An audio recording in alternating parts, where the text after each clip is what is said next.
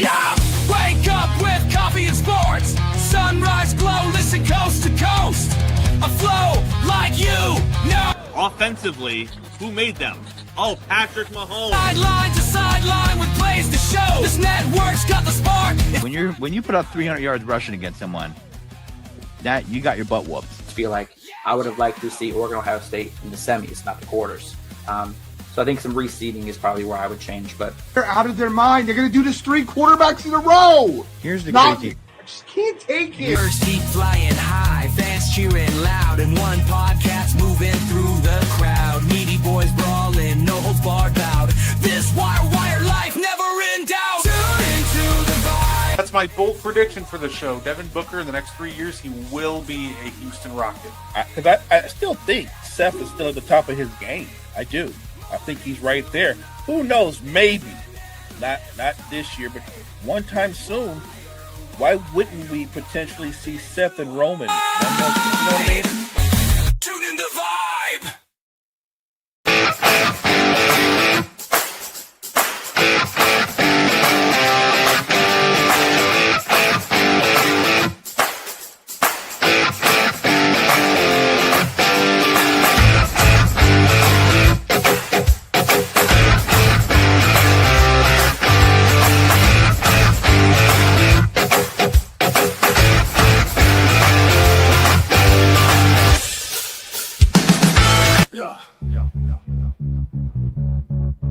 Gardner on the mic tonight. News coming in left and right. Oh, better with the latest fight. Gene's got that insight tight. Champions rise and they fall. Wire to wire, got it all. Every move in every brawl. Tune in for the curtain call. Wrestling talk all night long. Catch the latest match and song. Ring the bell, let's get it on. Every story bright and strong. In the ring they clash and roar.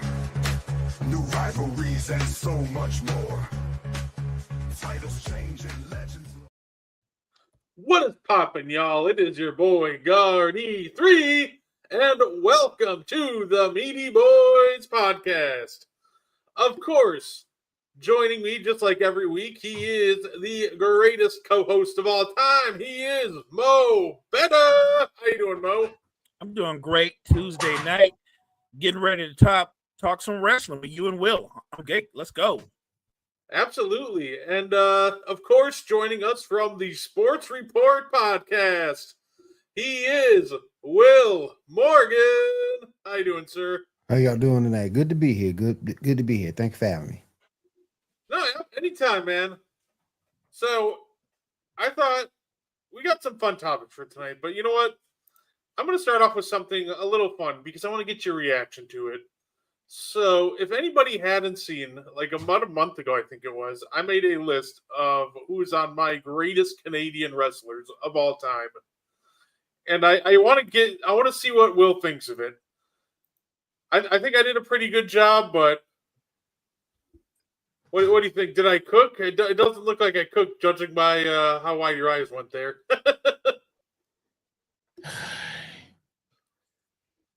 Don't have a problem with Hitman. What? I don't have a problem with Hitman. Oh, no problem with Hitman. That's fine. Come on, that's God. I ain't no problem with Hitman. You know what? After looking at everything and taking everything into consideration, and what Kenny Omega has done for AEW as well as abroad, I'm gonna have to agree with this list. I'm gonna have to agree. Hey, because you know if what? you look at if you look at Brett, and here's the thing with Brett. Yeah, he was a malcontent. He complained, a little bit of a crybaby, but you can't take away what he's done in WWF, WWE. You can't take that away from him. Multiple time champion. Can't take that away from him. If you were to question anybody, it would be Kenny Omega to me. If you were to question anybody, but you can't question Jericho. Copeland, you can't question. And again, Kenny to me would be the guy you would dispute, but for what he's done internationally and in AEW, that's hard to dispute as well. So I don't have a problem with this list. Hey, you know what? I'm glad to hear it. When making this list, it felt like there was one constant. What's that? It was Bret Hart. Like, I looked at this as like, okay, we know Bret's a lock. But of course, like, who are the other three? And yeah, some honorable mentions, obviously, for me were maybe the hardest one to keep off the list. Of course, Roddy Piper's technically, he's from Canada. That one was a challenge. Yep. Kevin Owens, Sami Zayn, and of course, there's Owen Hart. Yep. Say, of course, you got to shout out, Trish as well. Like, I mean, God rest his soul. Owen should have been a WWE champion. A WWF champion, I should say. God rest his soul, but he should have been champion. Hey, I completely agree with that. It really felt like it. It felt like they were going somewhere when they brought him back with his like Blackheart gimmick, and then they just randomly decided to revert back to the Blue Blazer. But if they really just stuck with his Blackheart gimmick, he probably is a WWE champion at some point. He was just too good almost not to be. I agree. And look, obviously, there's a name that could have easily been on here, notwithstanding a very tragic event. And I think we all know who I'm talking about. Yeah. As a performer, if you look at the breadth of his career, if not for that tragedy, I'm pretty sure he'd be on here. No, absolutely. You can make a honorable mention for Gail Kim. Gail Kim was a great performer too. I agree. Well, she's been in the news.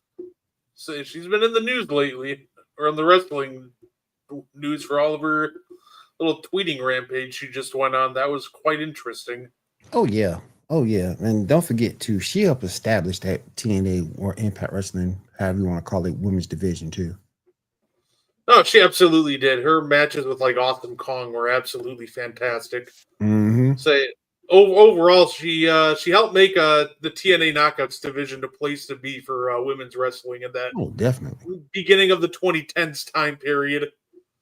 It was like probably like because WWE wasn't taking women's wrestling seriously at that time, but TNA did. So like that was the place to go if you really wanted women's wrestling on a national scale. Oh yeah, fact.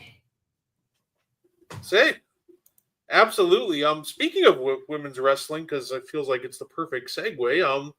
Guys, Tony Khan had a big announcement. But this time it was pretty big. The women's AEW tag team champions are now official, and I don't know about you, but I'm really excited for them. Maybe depending. WWE has like warped my view on like the women's tag team titles because of how poorly they've booked them. But overall, I'm really excited for these, and I think Tony Khan has a really good chance here to win some, a lot of goodwill with some of these fans because you give them a strong women's tag division, a lot of fans are going to really love that. So I think there's a golden opportunity here for Tony Khan. I agree. And I also think that if you look at the AEW women's roster, they don't lack for talent. It's just it's just a matter of the pairings and the storytelling that go with the pairings and the talent. But they definitely have the talent to have a really strong women's tag team division. Will, do you have a guess who's going to be the first women's tag champs? I don't, because there's so many women on that roster. And you can go so many different ways. It's tough. I love Willow Nightingale. I'd love to see her be in that particular situation. Statlander already got a title. As long as Mercedes Moné don't go anywhere near it, I'm good. You know what? It's funny you said that. Well, I just thought, you know what? Knowing Mercedes, she's going to get her partner, and end up with it. I thought like she really needs another belt. She got what, 9 already? Right. Like she really needs another. She don't need no more. It actually might be like brilliant booking by like AEW. Put Mercedes in the tournament and have her make the finals, because I feel like then, one, whoever kind of beats her would be a big deal, but two, it would really like put some really big doubt that she's actually losing the match. So I think it'd make it more of a surprise. I don't think it'd be a bad idea to put Mercedes in the tournament and even make her have a run to the finals. No, she gonna win. Yeah, I feel like that's what everybody thinks. So if somebody beats her in the finals, then all of a sudden that's a big deal. So I don't know, it'd be like only like her second or third AEW loss. So now let me ask you this. Because I don't know which way they're gonna take it. Are you actually taking just the AEW women's roster, which is already huge? Are you just taking that roster, or are you also taking people from ROH and that women's division for this too? That's a good point. Because if that's the case, then you got Athena. Well, Athena. You got Athena over there doing her thing, and she's been champ 460, 70, almost 500 days. You got her doing her thing over there, so that would be a nice little title for her to get and to see her more on TV. I would add Ring of Honor. I think that would make too much sense in the world, right? Because why not? I feel like what's the worst thing that happens? It adds extra, depth to the, women's tag division. Like there's just no downfall to letting Ring of Honor women compete for the titles too. So yeah, there's so many great options. It almost feels like you could go I feel like a popular one obviously would be like Anna Jay and Tay Mello, Tay J. I think that'd be a really good. I forgot that's a good one. I forgot about Anna Jay. Ooh. I feel like that'd be a really great, first winners.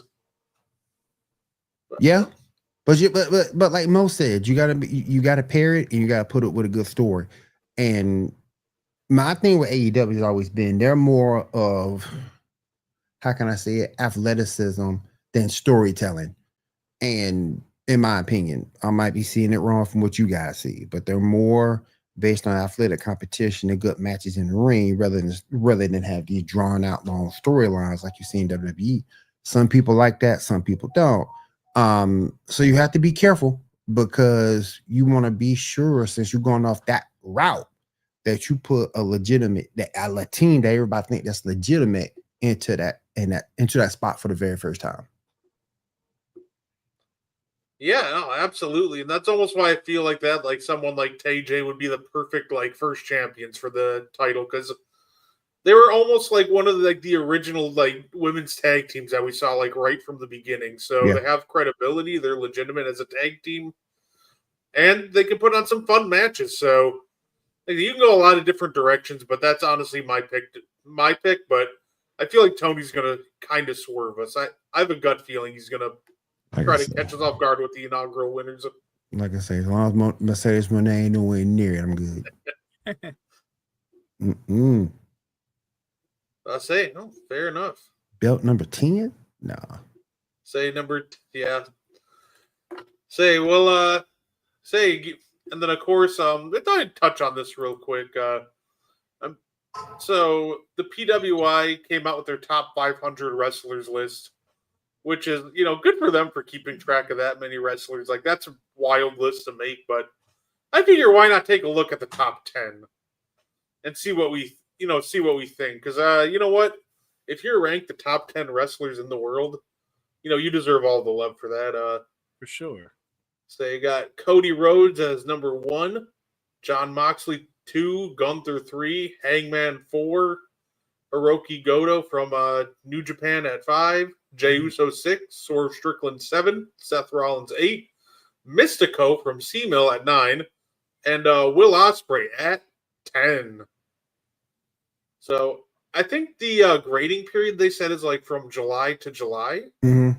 So say that's the time frame they're working with. Oh, because overall, if we're looking through that time period, I can't speak too much on Hiroki Goto or not really that much on Mystico because I haven't seen that much of their work. But from what I've heard, they very much so deserved it. So But I think the names that we do know, yeah, I think in that time frame, that just kind of makes sense. Seth Rollins should be higher. I feel like that too. And I know about the time frame, but like I'm a Jey Uso fan. I think most people are.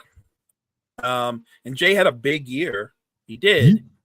But is he? What is the criteria how they make up the top 10? Is it your win-loss record? You won a belt that year. You went on a run that year. Your in-ring performance, your story. Like I'm just wondering what is the criteria as they vote. So the criteria is win-loss record, championships won, quality of competition, major feuds, prominence within a wrestler's promotion, and overall wrestling ability. And that's interesting on itself. Like I love Jay. I don't think Jay's a great wrestler. He's an entertaining wrestler, but he doesn't really have a big bag.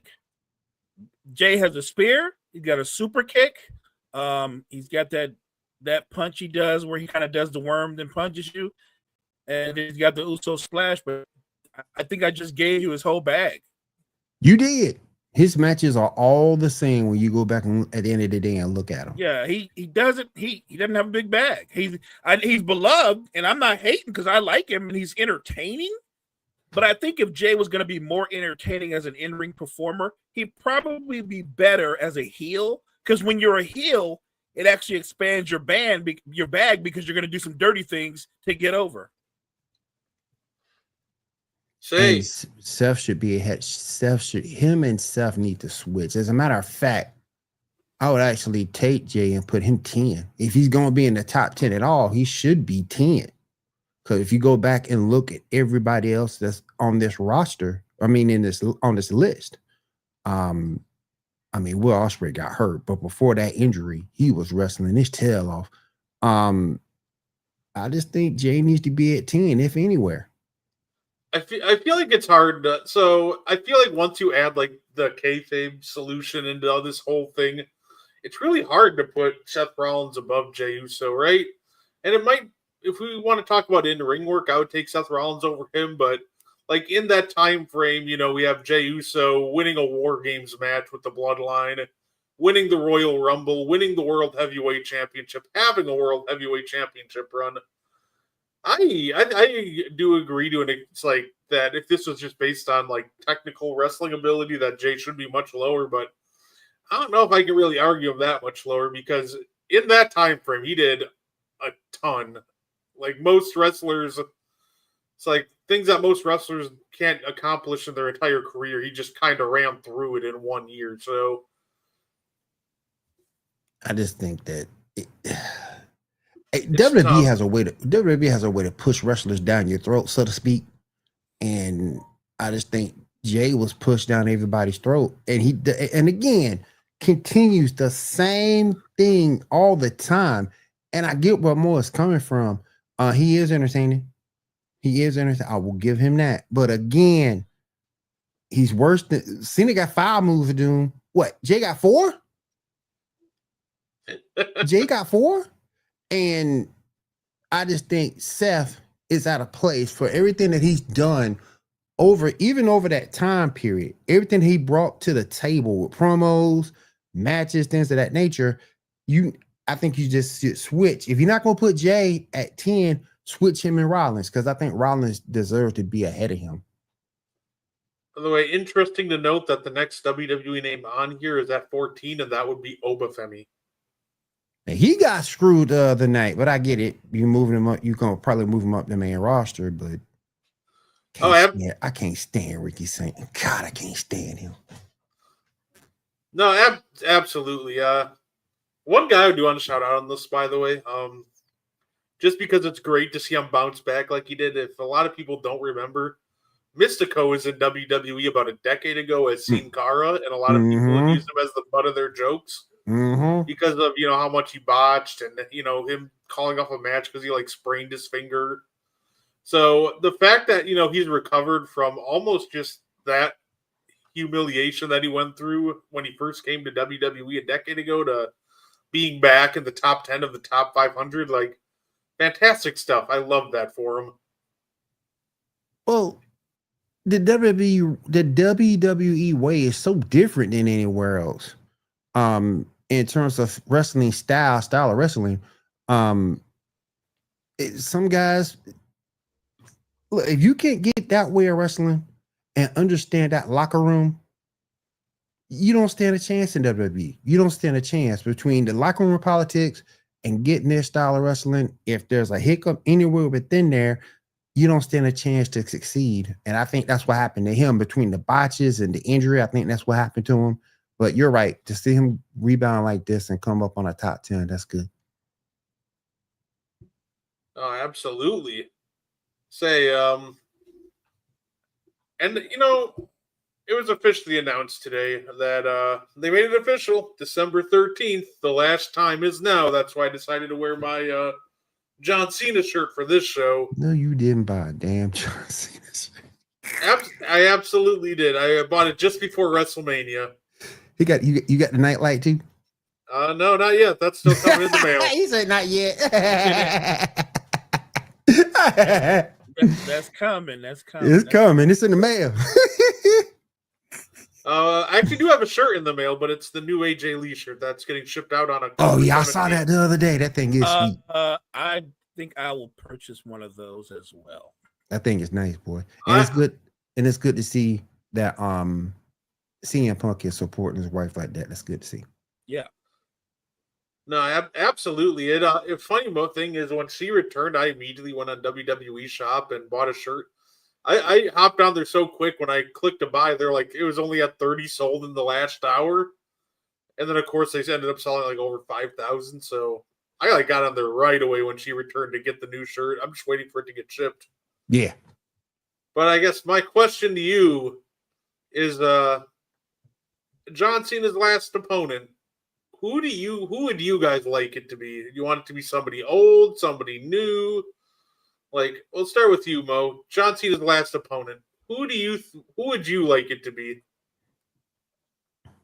I'm probably in the minority here, but I'd like to see him going up against somebody new, somebody that's on the verge, and Cena doing that thing that he's done his whole career, putting somebody over on his way out, like having a great match. He might even win, because to me, if a young star has a great match with John Cena and they lose, I still think it elevates them. So yeah, I'd like to see him go up against somebody like, a good example would be Obafemi. I'd watch that. John Cena against Obafemi. I'd watch John Cena against Trick Williams or somebody like that. You know what? Here's my wild card one that no one would pick to happen. I'm gonna go John Cena against Dirty Dom. I love Dom. Dom's cool. Dom is sneaky and smart. Cool. Yeah, I think he would give Cena some problems. That would actually almost be a perfect last match for him. Give him one shot to become a Grand Slam champion, or he just retires on a loss to Dirty Dom. That could go either way. I think that'd be great. And he's never won that. He's never won that belt. Mm-mm. So that would be perfect. Let him go out, because he can win the belt, and then obviously he'll turn around and vacate it. They'll have a tournament, and before you know it, Dom will be champion again. Yeah. What do you think, Will? Who do you want to see John Cena face in his last match in DC? The Rock. Ooh. One more time. Two all-time greats going at it. And Cena gets the win, goes out on a high note. Rock don't need that win. Rock's already established. He's already proven what he can do. If Cena gets him in that last match, he puts him over. The kids are all happy. No more crying like you saw against Cena and Brock. And I think they'd be great for him to go against The Rock and get that win and go out on a high note. I would like to see him win. Yeah. To be fair to those kids, I also cried when I watched the match, but that's just because of how it was. Bro. I know that's going to be his man. last match. I know this is going to be his last match, but I hope it's not his last appearance. No, I don't think it would be. I would like John Cena's last appearance be something a little John Cena like. Maybe come out from behind with a chair and crack Brock Lesnar upside the head and walk out. I'm good with that. I would be good with that. No match, no nothing beyond that. Just go upside his head a couple of times, drop the chair, and walk out. No, absolutely. I can see that because if you put Brock in a title match, John Cena comes down to interfere, costing him the match. Yeah, I can see it happening. Mo actually kind of touched on the guy that I would love to see. If we're gonna put it, so it depends, right? I think if you want to have John Cena win, you put him against Dirty Dom and let him win the IC championship on the way out. And then, like I said, we can vacate it and you can build like the rest of December into having a tournament and have an IC title match at the Royal Rumble for the vacated title. But if you're going to like have John lose, I just hope it's not against somebody that really doesn't need it. I don't need this to be like an Undertaker streak situation where he loses it against somebody that really didn't need it. Right. So the guy I was thinking of was, I would love to see John Cena versus Obafemi in his last match. Like, I think Gunther works here too, but I think Gunther is established enough to a point where he don't need it. He doesn't really need it. It'd be a great honor for him, and he could flex and say he retired both John Cena and Goldberg in the same year. But that would be cool. Really a thing, though? To retire Goldberg, is that a thing? Well, he technically had his last match, so he guess he's the one that retired Goldberg. Yeah, I guess. It's all right. I'm sure we might see Goldberg again when that Saudi money starts coming again. WrestleMania 2 years away. Facts, man. When that Saudi money starts coming in, you're gonna start seeing Kevin Nash slithering around again. Like, you're gonna see a lot of the old timers doing little events outside the the making revenue and signing cards or whatever. That Saudi money is big. Here's money. Here's my question, because we also got announced this week too that AJ Styles is retiring as well. When they retire, do they get pushed to the alumni section at WWE.com? Normally, if they're not active in ring, they normally get pushed to the alumni section. Yeah. Okay. Great career. It's gonna be kind of weird. It's gonna be kind of weird seeing Cena and AJ in the alumni section. Okay, though, I get it. They've been wrestling for a long time. Yeah. One of AJ Styles' best match. You always think about it being Christopher Daniels, Samoa Joe, and AJ Styles at Unbreakable. Oh yeah. I think it was Unbreakable. I might have gotten the name of the pay-per-view wrong, and then you think about it, you're like, oh, that was already 20 years ago, wasn't it? And he was wrestling even before that. I think AJ Styles actually wrestled on a couple WCW shows, so he's been around a long time. Long time. Yeah, I can't wait to see what his last match is, going to look like. I do respect it, though. He talked about wanting to almost retire on his terms and retire while he's still on the top of his game. And I think that makes a ton of sense. You don't want to hold out for too long and it end up being like a situation like we saw with, The Undertaker, for example. And we're just kind of like, oh, all right, when you're going to hang it up here, it's over, big dog. Yeah. Right.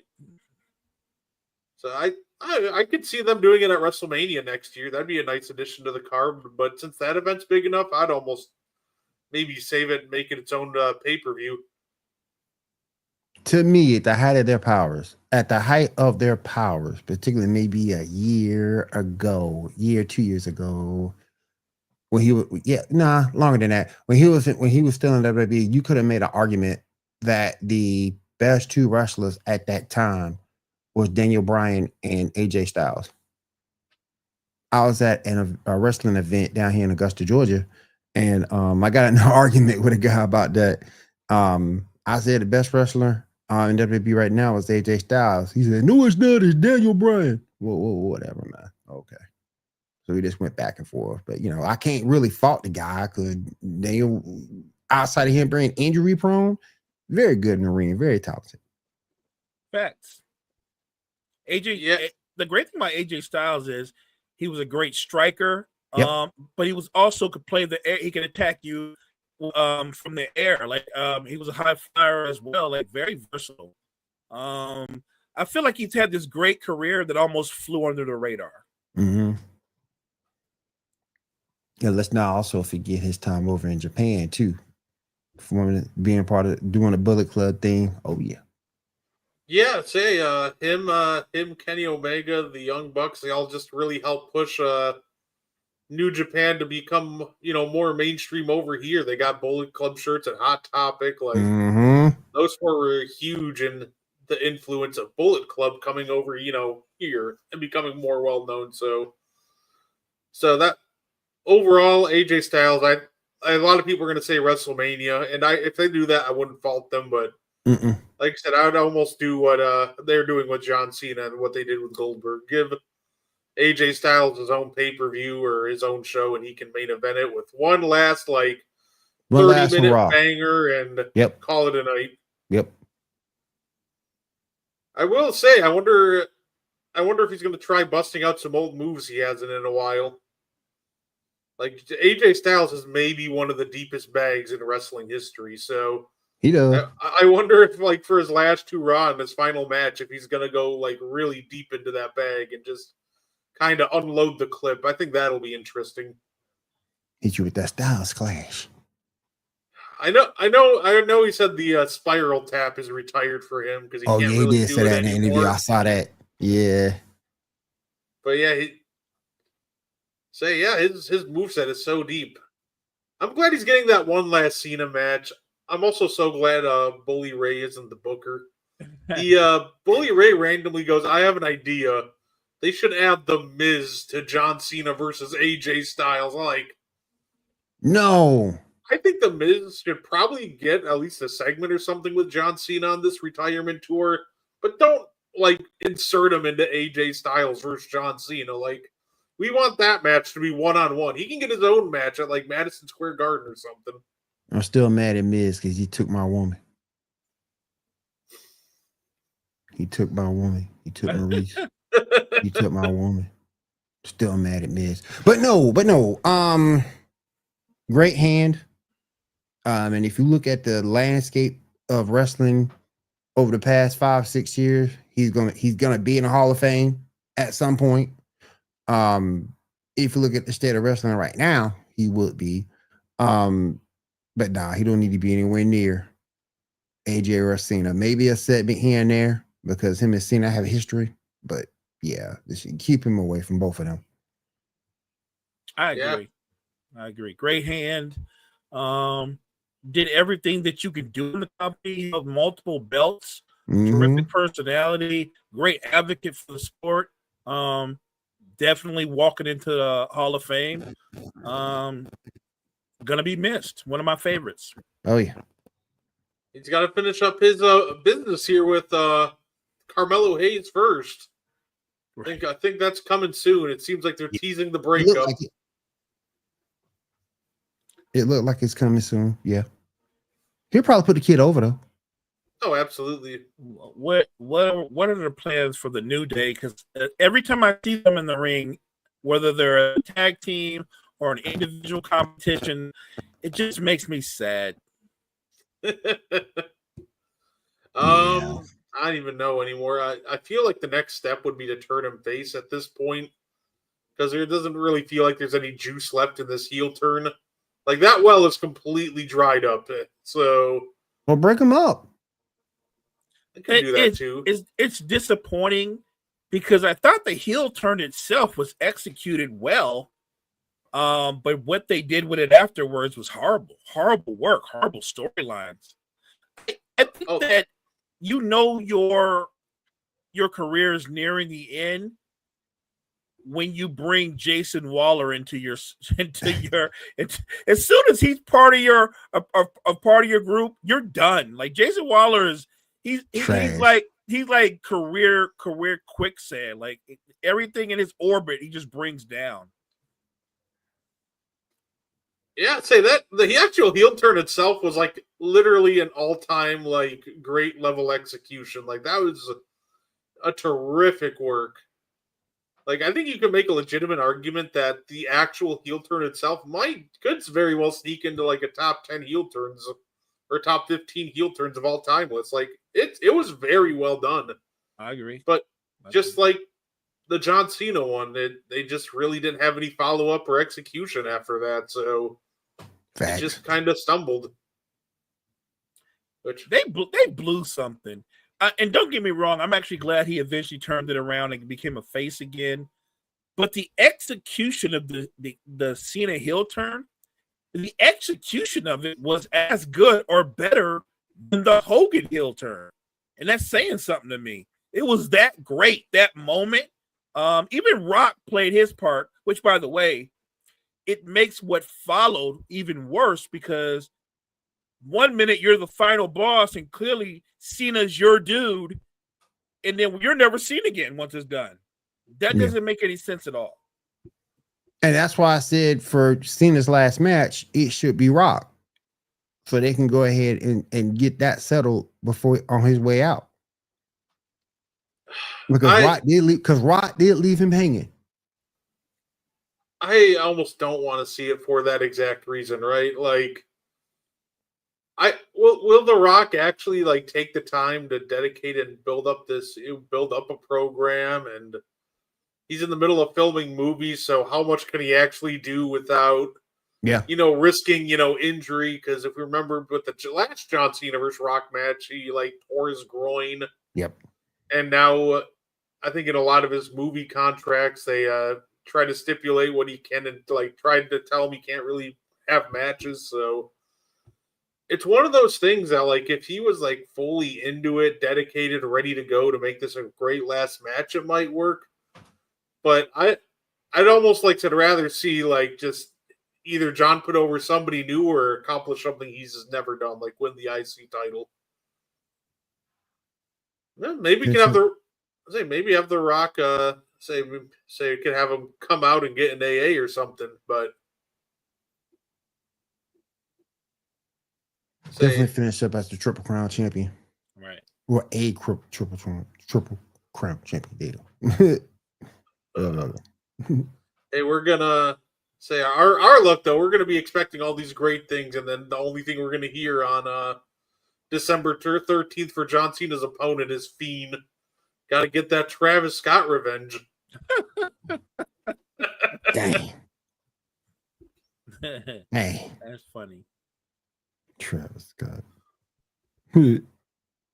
Oh, that was still funny. Just it was so weird seeing that when I first watched that episode of WWE Unreal, and it was just we have to get these guys involved. The Rock, we don't let The Rock know what's going on. John Cena, Cody Rhodes, Travis Scott. I'm like, this is the biggest case of one of these things is not like the other if I've ever seen one.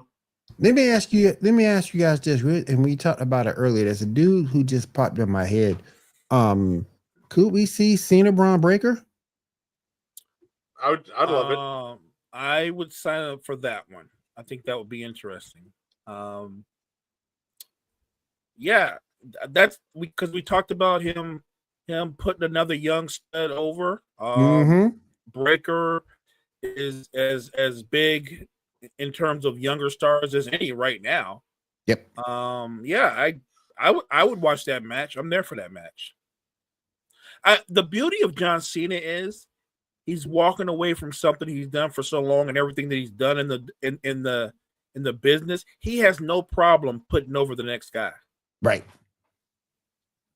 And that was almost John Cena spent like years just putting people over. It got to a point when we started this retirement tour. I was like, is he actually going to win matches on this retirement tour? Or is he just going to try to put a million people over on the way out?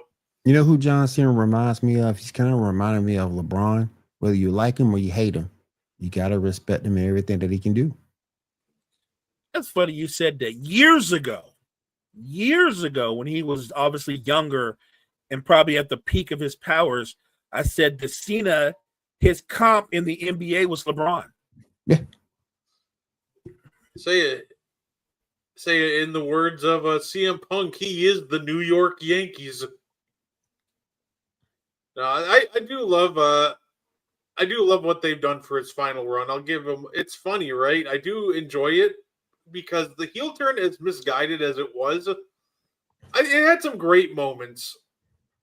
And at the end of the day, it would have been too easy to just have him run out and play the hits. So credit to them for trying something new. It wasn't done well per se. No. But that being said, I do like the fact that they, were willing to try something new. Like literally, the only two things I really hated about his final run so far were the inclusion of really just Travis Scott and Brock Lesnar. The only two biggest things that I've hated about his run.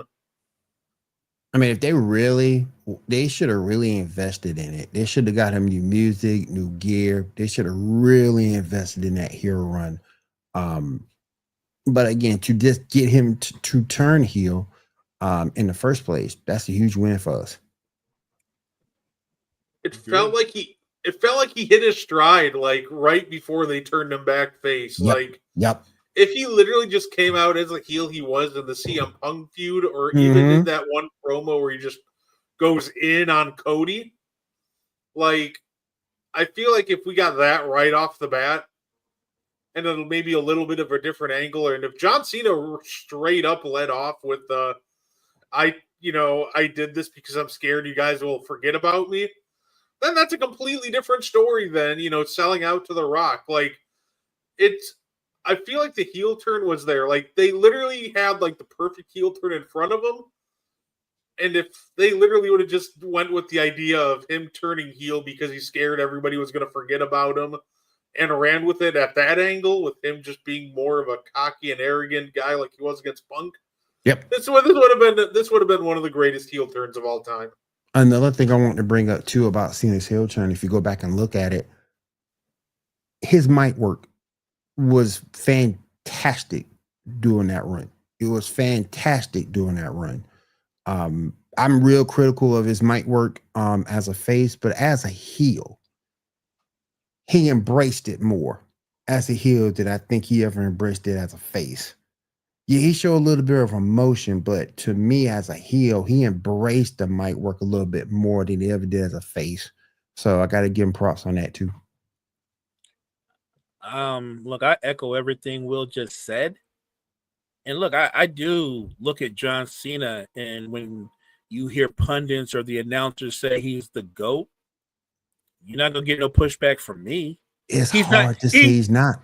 And look, I'm saying that being honest and transparent with you guys and the people in the chat, he's not my favorite wrestler. Now he's one of them, and I admire the career that he's had. But I think that why isn't he? He's done everything. Yep. And he's going out. Like, look at how previous greats have gone out, not on the best notes. I think this run, this going out with farewell tour, it's the best one I've seen. And I've seen a lot of farewell tours, and they didn't look good. They didn't look good in their final matches. John Cena actually seems to be getting better, building momentum. He's pulling out moves that I haven't seen him do in years. He's actually adding to his bag. Mm-hmm. And let's also keep it a book. He survived Nikki Bella. Enough said. Let's say he survived Nikki Bella, boy. I think this is like the second best retirement tour I've seen, because I don't know, man. I don't know if anything can top what we saw with Sting just a couple of years ago. That was just absolutely terrific as well. But hey, the fact that we got a couple legends going out on their own terms like that's always great to see. Yes. Obviously, Bryan Danielson also had a fantastic, run right before he retired. Yep. It's just nice seeing all these wrestlers able to just really have fun and be themselves and just have these great retirement runs. And for the most part, healthy. Yeah, that's the most important thing. Mm-hmm. Hopefully we'll get I think we'll definitely get we'll get Styles. I think we'll definitely feels like we're gonna get John Cena in War Games. Oh yeah. and then we'll get his final match. And I don't know, they might try to sneak another match in there, like one more match at Madison Square Garden. I know there's an MSG event in the middle there. What do you guys think about the storyline with Io, Rhea, and the Kabuki Warriors? Because I get it, they're building it up where it's going to be Rhea and Io against them and a tag team. All right, you know that's where it's going. But if that's the build up, should that be a great match? Because it seems to me that it shouldn't be that great a match. Like if you think about the 4 women involved, one of them is not like the other 3. Mm-hmm. You feel me? Like I like I feel Kyrie, you. give I her feel you. credit, but the other 3 are main eventers. She is not on that level. I don't see how that would be that great a match unless they brought in someone else to interfere and help them. Mm. And I'd say it'll be interesting. I think those 4 could like sleepwalk to a really good match, but I just hope that they don't, like, to me, I'm looking at it, and to me, the most obvious thing obviously feels like Io turns heel, and I've seen people tease that and join up with Kyrie and Asuka since, they've teamed up before, but He goes back home. yeah, and I just feel like that's just a little almost like too obvious, so I would definitely, I'm definitely just hoping for a great match, and look, I think in the right position, if Asuka can be a main eventer, if Io can be a main eventer, well, maybe you can get Kyrie up to that level. She's also insanely talented. No, I don't doubt her talent. I just think that if you're going to make that a feud, it would seem like they're kind of lopsided, aren't they? You know what I'm saying? On one side, it's Io and Rhea, and then it's Kyrie and Asuka. I don't think they're evenly matched. I love Asuka. I will never sleep on Asuka. I know her history. I saw her in Japan. I saw her in Shimmer. She's great. I saw her. She is fantastic. I would never sleep on her. I think Kari is underrated. But again, I think in this particular match, she wouldn't have to be great. Because again, she's teaming with Asuka. She's in there with Rhea, top level performer. Same thing with Io, top level performer. You can make an argument that when the women's top 500 comes out, she should be in the top 10. Who's so that? she wouldn't have to be great because you have 3 wrestlers that can carry her, so to speak.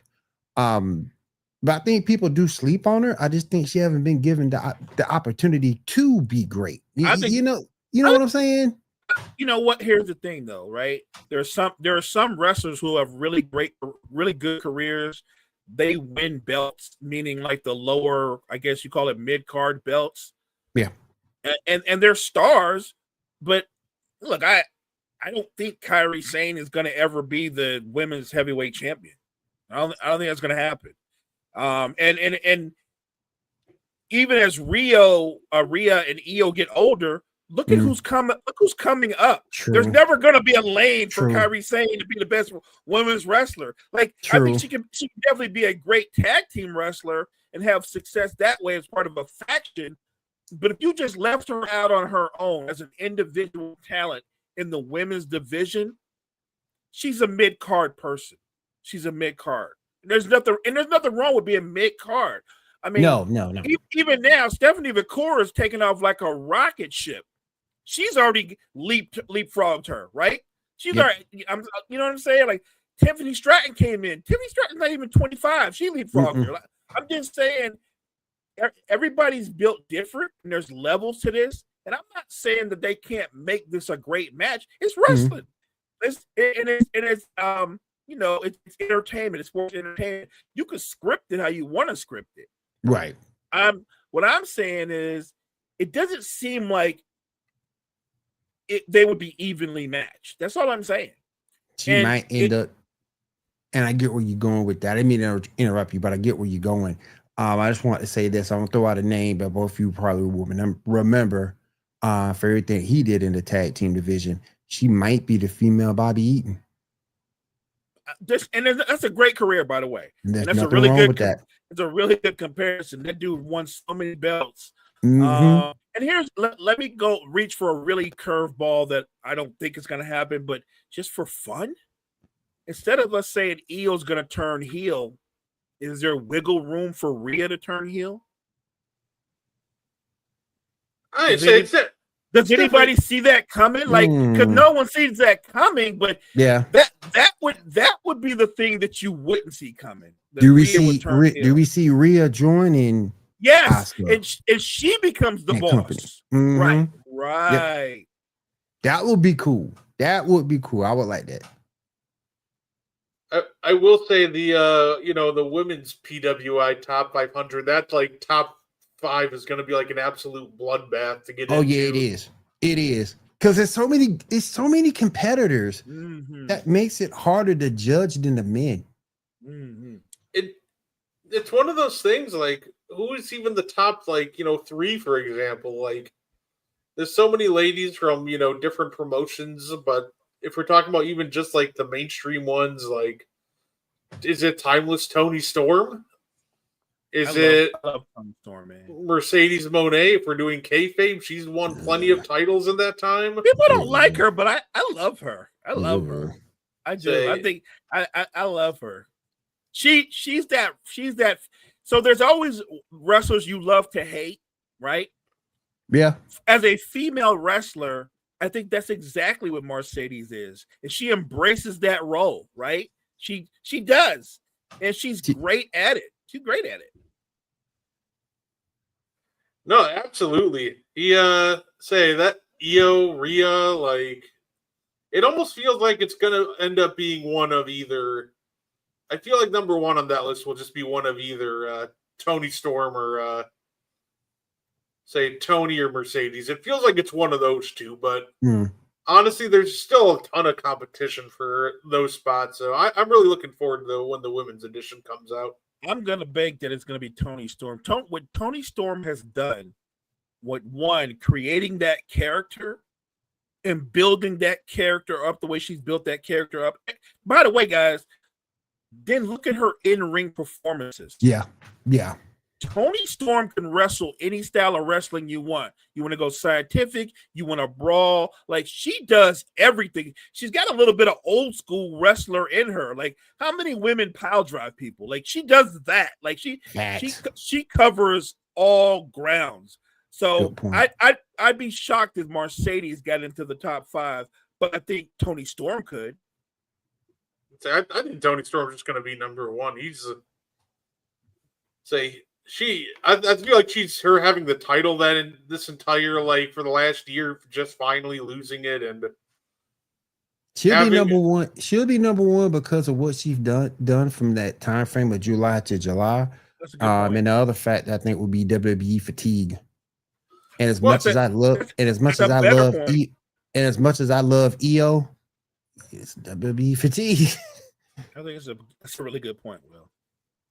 Well, let's say even without it, still in that time frame, she also had the first ever 5-star women's match on American soil. So, like, it feels like number 1 should just straight up be Tony Storm, and we can figure out the rest later. As great as everybody's been, this just feels like it's Tony Storm's to lose.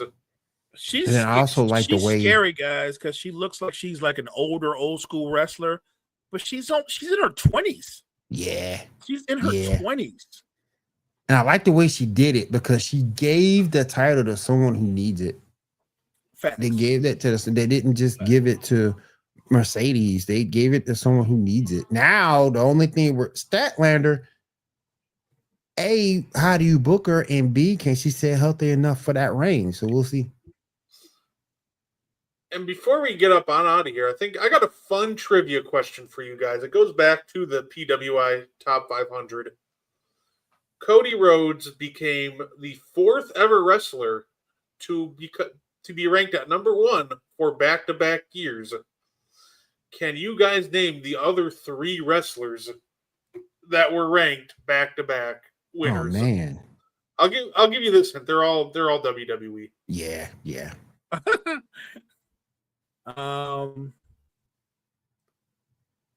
Cena, Orton, Triple H? John Cena in 2006 and 2007. He's one of them. Orton and Triple H are not it. Okay. The other two are were pretty much before Cena, and one of them had a little bit of an overlap with Cena's early career. Rock? No. Stone Cold? Stone Cold, 1998 and 1999. Okay. Good one. So there's only one more guy who's done it. And is he before Cena or after Cena? Or does he overlap with him? Before Cena. And not Triple H, so Damn well ain't Hogan, because Peter is it Hogan? It is not. No. Okay. It should be Shawn Michaels should have been in there. Say it is not Shawn, but Brett? it is Bret Hart, 1993 and 1994. I should be shamed that I didn't know that. Shame. Yeah, so the only four guys to ever win it back to back: Bret Hart, Stone Cold, John Cena, and now Cody Rhodes. Look at those performers, man. That's amazing. Amazing performers. Oh, absolutely. I was happy that Cody pulled it off. I thought, Moxley had a real chance at it, which he obviously came in second. So he had a fantastic year. Everybody hated him, but that also just means he was doing his job as the heel absolutely perfect. For sure. So yeah, it was some old school heel work that Mox did, and it led to the biggest pop of the year at when they finally beat him at All Out with a Hangman for the title. Like locking the title in the briefcase wasn't a popular choice, but looking back at it, it was a right choice. It was the right one. Hey, look, that title reign was a fun one. I think the only thing, obviously, with that title reign is like the middle of it dragged when he started feuding with Cope. But outside of the Cope feud, I thought it was a fun title reign. I can't deny that. I got to give Mox a lot of credit. I was a fan of his in his early days in WWE, obviously when he was part of the Shield. For him to break out, go to AEW, and reestablish himself as a dominant singles wrestler, I think that's awesome. That's just awesome. And he embraced his new character. It wasn't too different from his old character, except that the new Moxley, in a lot of ways, his mind seemed to be very similar to Seth Rollins. That and the fact that he's winning at life. Yes. He's winning at life. Look at his wife. He is winning. He winning at life. He took a role, and I can't believe I'm quoting something from Michael PSA's. I'm gonna do it. In order to be successful, you have to be able to embrace that role that you've been given. And that's exactly what he did. He embraced that role. And once you do that, it's nothing but sky high up from that point forward. Oh, absolutely. Just say terrific run by him. He is absolutely at this point. It feels like he's the ace of AEW. Oh yeah. No matter what they need, he's always there to deliver the goods. Say he's steady, he's reliable, and while some of their other guys are dealing with injury, or he just always seems to be readily available for whatever they need. So, oh yeah. Say, hey, and we're getting the first ever women's blood and guts match in a couple weeks. That's going to be a lot of fun. That's going to be interesting. Say, I know some of the women are really pushing for that, so I'm happy to see that they get it. So, I think it's a nice little mix up. Nice little mix up from the men's. I'll see what the ladies get to do in the structure now. Oh yeah. I'm here for it. I'm all for it. Say it. But that being said, our 1 hour was up. Time flies when we're having fun. For sure. Hey, anything you want to add, Will, before we get up on out of here? Thank you for having me. I do appreciate it. Keep going to the matches. Keep watching on TV. Let's support the world of sports entertainment, y'all. Oh, absolutely. Anything you want to add before we get up on out of here, Mo? Oh, look, I love chopping it up with you and Will. I appreciate the chat. You guys tuning in for whatever platform you're joining us at. And I would tell people, look, if you guys love all things anime or movies or things of that nature, you got to check out Will and his crew on the Geek Gauntlet. Saturday nights at what time, Will? 10 p.m. Thank you, sir. Thank you. Say, and make sure you check out Mo and I Thursday night on the And One podcast. We'll be doing a tier ranking of every forward in the league. That'll be a lot of fun.